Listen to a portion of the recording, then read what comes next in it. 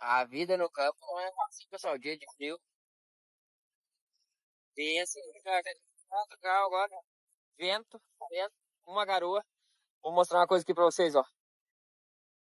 Quem é do campo já sabe, mas quem é da cidade, às vezes ainda não sabe. Então, essa é a dica. Analisado aqui, ó. Campo nativo é esse posto aqui, ó. Campo nativo da Serra do Rio Grande do Sul. Então predomina capim caninho, entre outros. Aqui, ó, no esterco de uma vaca, veja isso aqui, ó. Como é que veio parar isso aqui? Isso aqui é azevém. Então, campo nativo que vai sendo melhorado, tem muito disso, entendeu?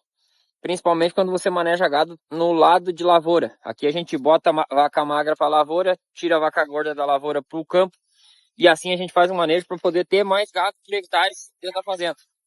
Deixa aqui nos comentários a sua opinião. Fortalecer. Segue, vai.